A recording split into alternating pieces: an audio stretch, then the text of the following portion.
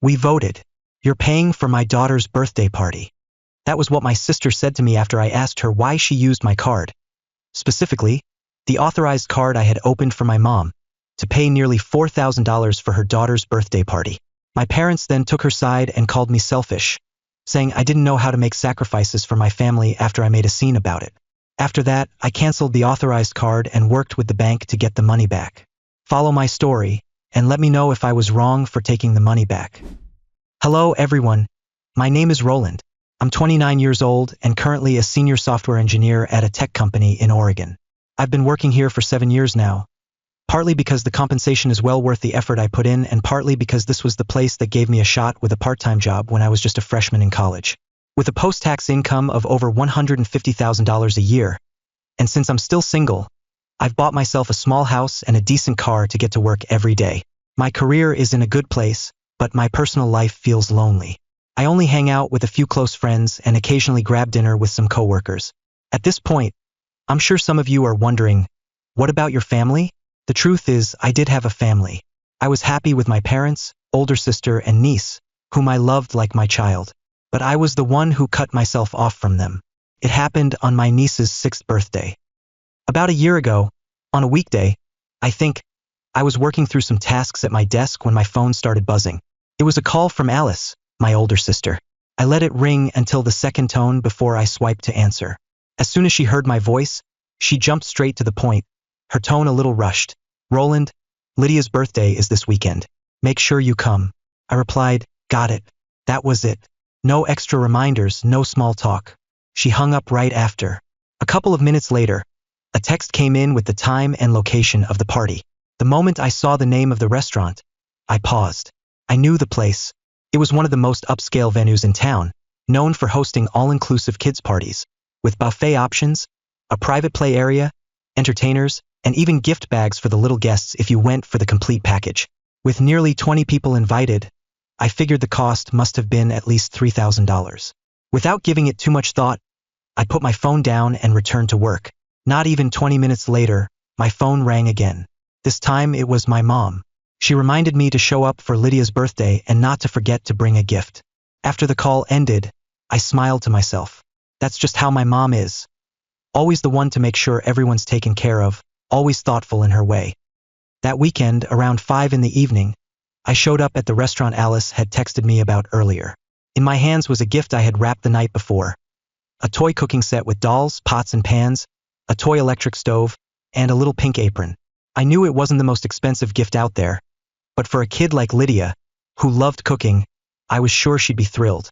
When I entered the private party room, I saw a few people had arrived. Relatives from my mom's side, some cousins, and both of my parents were there. As soon as Lydia spotted me, she ran out from a corner of the room, still holding a piece of cake in her hand, and shouted, "Uncle Ro!" Then she wrapped her arms around me like we hadn't seen each other in forever. I bent down and gently patted her head. I told her, "I've got a present for my little chef right here." I handed her the box. Lydia dropped straight to the floor and excitedly tore through the wrapping paper. When she saw what was inside, she gasped, "Oh my gosh, it even has a mini oven. Uncle, this looks just like the one in the video I watched yesterday." Seeing her smile, I nodded and smiled back. I thought that moment was enough. But not even 30 seconds later, I heard Alice's voice from the dinner table. Calm, even, but loud enough for everyone to hear. "You're a senior software engineer, make good money, and get your niece a toy set that costs a few dozen bucks?" I looked up at her. She was still holding her drink, eyes fixed on the table, like she was making an observation, nothing more. Then my dad chimed in, voice low and slow. "She's right. You're her uncle, Roland. That kind of gift. People might look at it the wrong way." And then my mom added, in her usual gentle, instructive tone, "You don't have to spend a fortune, but it wouldn't hurt to put in a little more thought for a child's birthday, Roland." I stood there, my hand still resting on Lydia's shoulder. No one said a word in my defense. Some pretended not to hear. Some just stared down at their plates. I nodded and, with a steady voice, said, "All right, I'll be more thoughtful next time." At that moment, I thought about walking out. But it was Lydia's special day, and I didn't want to ruin it, so I stayed quiet and nodded. Still, inside, it felt like I had just been pushed out of the celebration I'd made an effort to be part of. After the greetings, everyone slowly settled into their seats. The party started with a birthday song, with the kids singing along to a video playing on the big screen. Lydia wore a paper crown, blew out the candles on a two-tiered purple cake, and beamed as everyone clapped and cheered. I sat at the far end of the long banquet table between two cousins from my mom's side who I barely kept in touch with anymore. They chatted away about family stuff, their kids' schools, and how mortgage rates were climbing. A while later, Alice stood up and clapped her hands to get everyone's attention. She looked around and spoke loudly. "Thank you all for coming to celebrate Lydia's birthday. It only comes once a year, so this time, I wanted to make it a bit more special. Give her a memory to hold on to." Everyone clapped. A few even whistled in support. Then she glanced over at me and, still smiling brightly, added, "And a special thanks to Uncle Roland, who's always there for her, even with his packed schedule." I smiled slightly and gave a slight nod in return. I knew that line was just for show. The look in her eyes didn't match the words of gratitude. Then dinner was served: honey-roasted chicken, salad, kid-friendly pizza, spaghetti, soda, and snacks. The party itself felt cozy. People at the table called out to one another, passed dishes around, swapped old stories, and laughed out loud at memories I couldn't even recall being part of. About 30 minutes later, the party moved into the part the kids had been waiting for the most.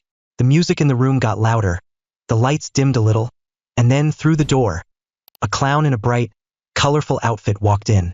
The kids squealed with excitement. Lydia jumped out of her seat, laughing, and dragged along two of my cousin's kids. One looked about 5, the other maybe 3. I couldn't remember their names, only that they showed up at every party like it was a given. The clown started making balloon animals, twisting them into swords and poodles, then did a magic trick where he pulled scarves from thin air.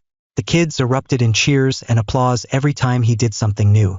I sat quietly at the back, watching it all like an audience member at a show I never bought a ticket for. After the performance, a staff member wheeled in a small table full of party favors. Each child got a personalized gift bag filled with candy, stickers, small plastic toys, and a coupon for their next visit. Right then, I looked around the room and took everything in. Nothing was missing.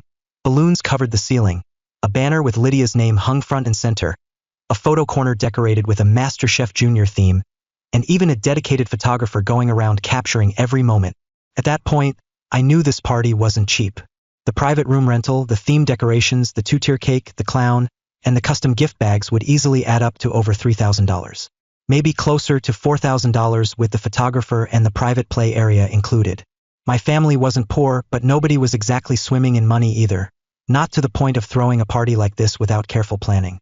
So I started guessing. Maybe Alice came into a large sum recently, maybe Mom pitched in, or maybe my brother-in-law had been doing well in business lately.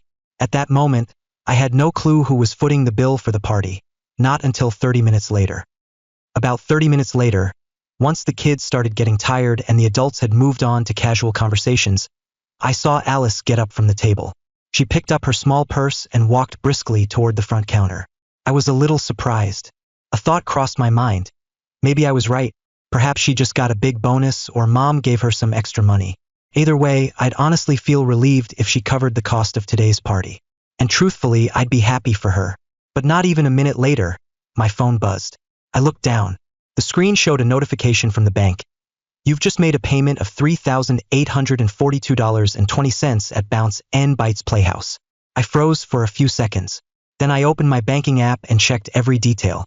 The card used wasn't my primary one, but a secondary one.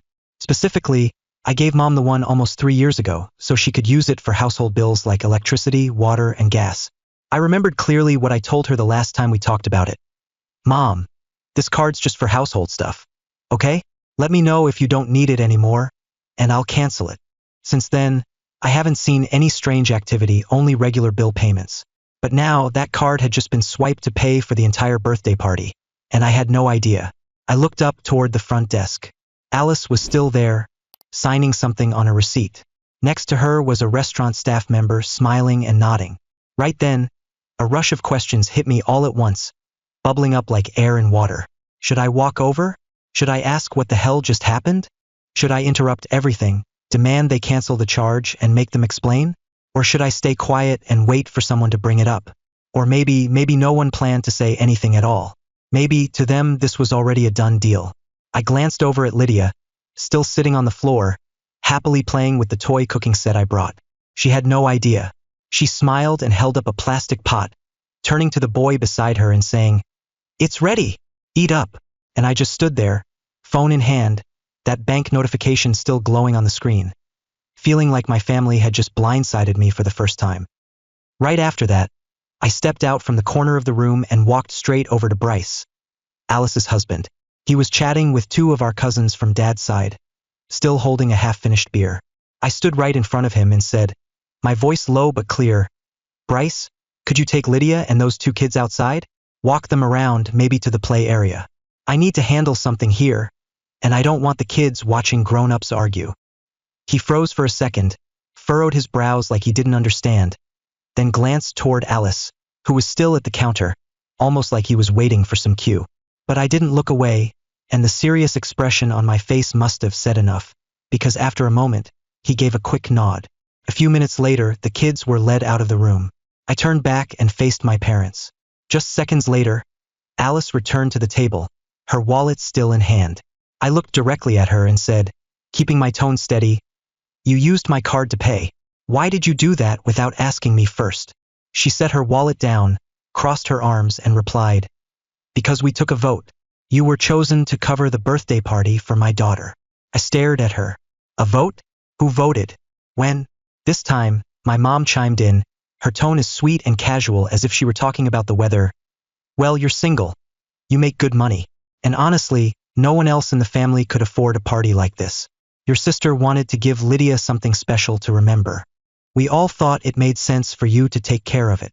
I swallowed hard and asked her, "It's her daughter's party, not mine. If you wanted me to help, you should have asked. Instead, you used my card without saying a word." At that moment, my dad set his drink down and said in a dry, flat voice, "You can afford it. Why are you making such a big deal? A few $1,000s isn't much with what you earn." I turned back to Alice, trying to keep it together. "Do you not see anything wrong with this?" She answered right away, "No, you don't have kids. You don't pay for tuition, insurance, or daily expenses like we do.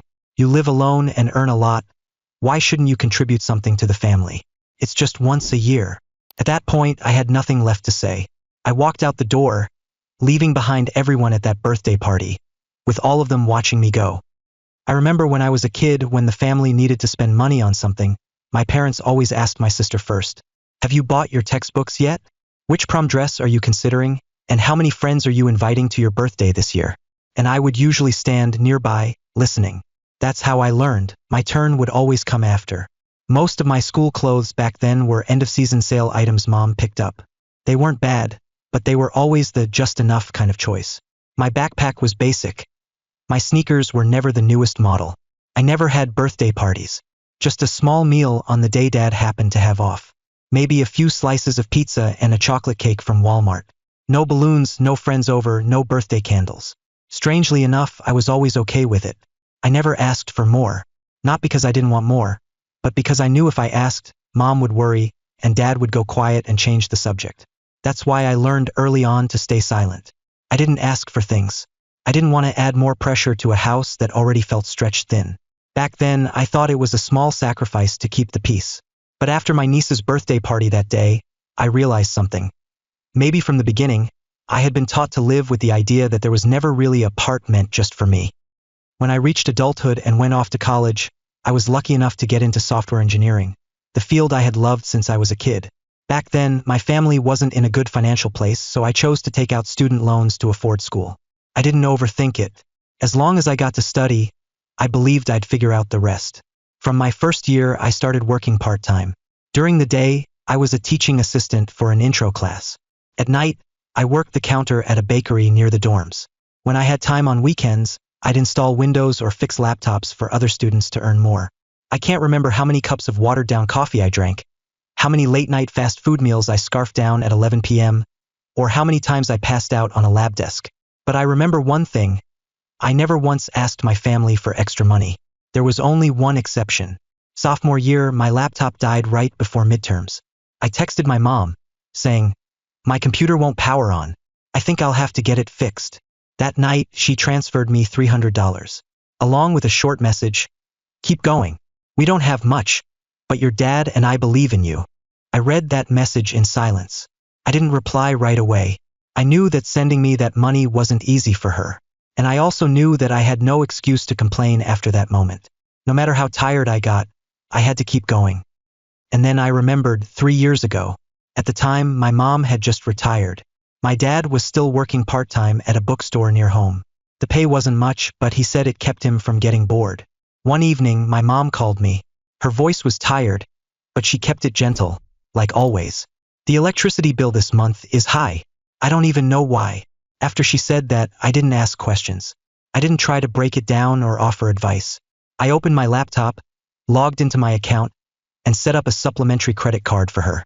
Along with the card, I included a small handwritten note that said, "This card is just for household bills. Okay? Electricity, water, gas.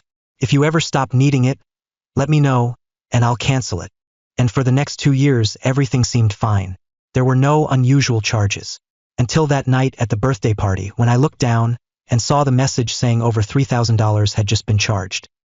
As I sat there staring into the dark, still room, the sound of my phone's bedtime alarm snapped me back to reality. I reached over to turn it off, then immediately opened my banking app. The $3,842.20 transaction remained, sitting boldly among charges I never authorized. I went to the card management section and scrolled down. There it was, the supplementary card under my mom's name. The same one I'd issued 3 years ago with just one simple instruction: only use it for household bills. Without hesitation, I tapped Lock Card. A confirmation screen popped up, asking if I was sure. I didn't hesitate. 3 seconds later, the status changed to deactivated. And with that, I knew exactly what I needed to do in the morning. Not to ask for the money back, but to let them know I wasn't brushing it off this time. Not because of the amount, but because of how they had treated my silence for all these years. The next morning, I woke up earlier than usual. Not because of an alarm, but because I hadn't been able to sleep properly all night. I made myself a cup of black coffee, then opened the family group chat, the one that, for years, only lit up when someone needed something from me. I didn't sugarcoat anything. I typed the message slowly, sentence by sentence, and this is what I wrote. The $3,842.20 transaction at Bounce and Bites Playhouse was made using the supplementary card I issued to Mom, which I had clearly stated was to be used only for household bills. Giving that card to someone else and using it without my consent is completely unacceptable. I was not asked. I was not informed. That is not what family understanding means. I am requesting that the full amount be repaid within 3 days, transferred to my account. This is not a suggestion. This is a clear demand. I'm also informing you that the card was deactivated last night. Any further transactions will be declined. Once I finished writing, I read it over one more time, then hit send. And that was the first time I set a boundary in writing. Right there in the very group that, for years, had only ever flowed in one direction. Less than 10 minutes after I sent the message, replies started flooding in. One after another, faster than I could read the last before the next popped up. Alice was the first to respond. Her tone, as always, was sharp and ready to strike. "What's that supposed to mean, Roland? Talking about money like this first thing in the morning? You're blowing this up over one birthday party for your niece? What kind of family nitpicks every single dollar like that?" Then came my mom's messages. "I'm sorry if you feel upset, but I thought it was no big deal. You're in a better place financially. I figured you wouldn't mind. You gave me the card, and I just wanted to help Alice make the day a little more special for the little one." I read all of it but didn't reply. What struck me most was their first instinct wasn't to take responsibility, even when being called out for misusing money. It was to defend themselves, to turn it back on me. Then came a message from my dad. "You're an adult now, but how you handle this isn't right. When a family needs something, we share. If you're treating this like a legal matter." At that moment, what surprised me wasn't what they said. It was what they didn't. Not a single person mentioned paying the money back. No one asked why I was hurt. Not one word acknowledged they had crossed a line I'd set years ago. Every message carried the same underlying message. "How dare you react this way? Note, how did this happen in the first place?" And right then, I knew I had been right to send that message. And after reading all their responses, I was even more certain. If I didn't act now, if I didn't set a boundary, this would happen again. Maybe it would be another party. Maybe some urgent situation. But if I stayed silent again, that silence would be considered permission. After that, I set my phone aside and continued my morning like any other day. I opened my laptop and started reading work emails. By late morning, a few more messages came in. Not from Mom or Alice, but from people on the sidelines. My aunt, my mom's sister, and a cousin who once messaged me in a panic to borrow $1,200 last year and then disappeared without a word. Their messages read, "Roland, you should talk to your mom and sister gently. It's not a big deal. Don't let this blow up. Money comes and goes, but don't let family love slip away." I read each line without feeling a thing. The words were different, but the message was always the same. Family matters, boundaries don't. Not one asked me how many late shifts or sleepless nights went into that nearly $4,000. No one wondered how often I'd said no to buying something I wanted just because I didn't think I deserved it or it wasn't necessary. No one asked how I felt, sitting quietly at a party I unknowingly paid for, while not everyone treated me like the one who made it happen. And no one asked how hard I had worked for years, to avoid being a burden, to never ask for help, to make sure I didn't add even a sliver of stress to anyone else's life. I didn't respond to a single message that day. After staying silent the entire day, I thought they'd get the message that I didn't want to be dragged into it any further. But no, it didn't end there. Just as I shut down my computer and got ready for bed that evening, my phone lit up again. This time it was a FaceTime call from my mom. 5 minutes later, I got a call from Alice, then my dad. All three of them were less than 10 minutes apart. I didn't answer a single one. Then my phone buzzed with a voicemail from my mom. I played it. Her voice was hoarse from crying. She said, "Roland, please don't make this worse. I know you're angry, but I never thought it would come to this. I didn't mean any harm." A few minutes later, Alice sent one final message. No sugarcoating. She said, "If you're going to sue, then do it. But don't expect this family to speak to you again." I stared at that message for a while. I didn't feel hurt. I didn't feel sad. I just felt relieved. At that exact moment, I finally understood something. This so-called family I'd been trying so hard to protect all this time only existed as long as I stayed quiet, nodded along, and kept paying. The moment I stopped doing that, everything, the care, the kindness, the so-called bond vanished without a trace.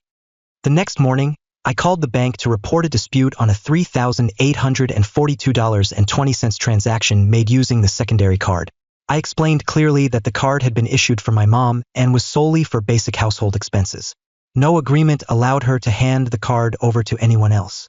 The bank representative asked me a few questions. I answered briefly, calmly, but firmly.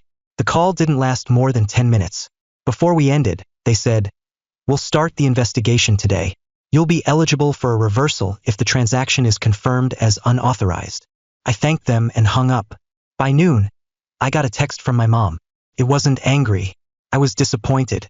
She wrote, "I never thought you'd choose this way. No matter what happens, we're still family. Why did you have to push it this far?" I stared at the message for a while, then set the phone on the table. I didn't reply. About 3 days after I filed the complaint, the bank sent an email confirming that an investigation was underway. The transaction would be put on hold, and I'd get a refund if it were verified as unauthorized. While folding clothes and getting ready for a work trip early next week, my phone rang again that evening.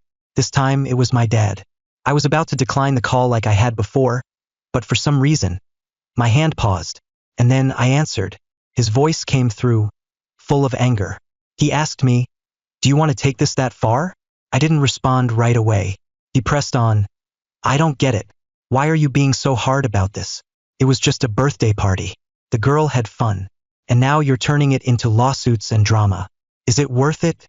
Then I answered slowly, "Dad, this isn't about a birthday party. It's about respect." I made it clear what that card was for, but no one asked me a single thing before using it. And now, instead of apologizing, everyone's turning it back on me. There was silence on the other end.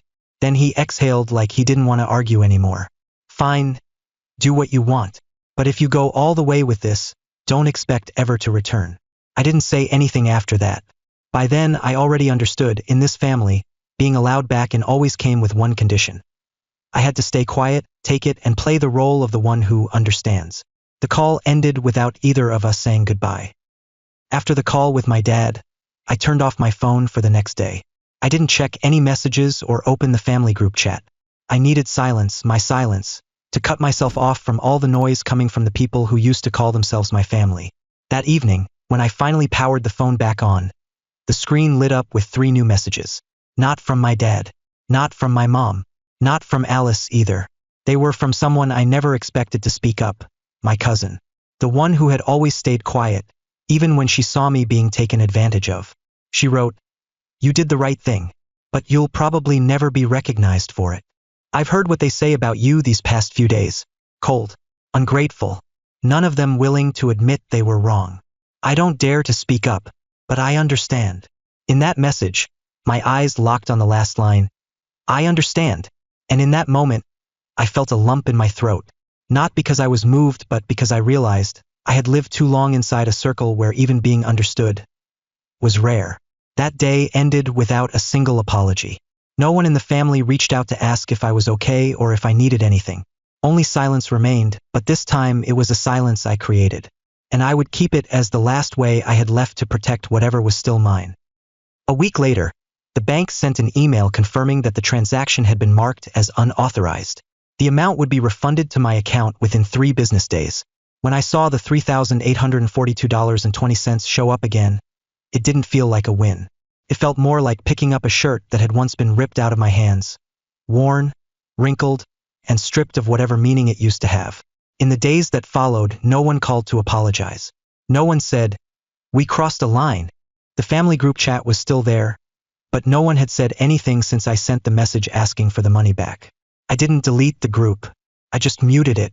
Not because I was holding on to hope, but because I wanted the right to choose when I saw them instead of waiting for someone else to decide that for me. Since that day, my life shifted into a different rhythm. Quieter, tidier, and clearer than it had been at any other point in my life. I still worked at the same company. On weekends, I went hiking. Some afternoons, I did nothing. Just made a cup of coffee, played an old playlist, and sat on the balcony watching the sun slowly sink behind the buildings. I learned to cook. I learned how to buy things I liked without wondering if someone else needed my help more. I even started meeting new people. Nothing serious, nothing rushed, but enough to remind myself that I could still open up. And then, about a month ago, it was a Saturday afternoon. I was in the kitchen when the doorbell rang. I looked at the screen, and it took me a few seconds to process what I saw. Standing outside my door were my parents, and Alice. Right after that, I stepped out and opened the door just a crack, leaving about half a meter between us. No one said anything at first. All 3 of them just stood there. My mom looked down at her feet, clutching her purse like she was holding onto something uncertain. About 30 seconds later, my dad spoke first. His voice was lower and softer than I remembered. I want to talk for a bit if you'll let me." I nodded, but I didn't invite them in. Then my mom looked up. Her words came out uneven. Some parts caught in her throat. She said, "I know we were wrong. That whole thing, it shouldn't have happened. I didn't realize you were that hurt. I'm sorry." I didn't say anything. I just stood there, letting them speak. Then Alice looked straight at me, for the first time in months. Her voice had lost the edge it used to carry, though it wasn't exactly soft either. "Maybe I'm just tired. You're not the bad one here. What happened that day? Yeah, it went too far. I was wrong. Mom was wrong. But we want to make it right now." I looked at her, and in that moment, I knew. I wasn't angry anymore. But whatever I used to feel, it wasn't there either. Then my dad added one final thing. "Even if you're not ready to forgive us, we hope you'll return, have dinner, talk, like we used to." That made me pause. Not because I was moved, but because I realized, in their minds, coming back meant pretending nothing had happened. It meant dinner, small talk, going back to the way things were. I didn't raise my voice. I didn't say no outright. I just answered, soft as a breath. "I forgive you, but I'm not coming back. Because I'm done being the one who has to stay silent." No one said anything after that. My mom gave a slight nod. My dad avoided my eyes, and Alice just looked at me for a long moment before turning away. I walked them to their car. No hugs, no goodbyes, but I didn't slam the door behind them either. There was only one thing I kept clear in my heart. Forgiveness is something I give for my peace. But going back, there's nothing left to go back to. And before I wrap up this story, there's one more thing I want to share with you.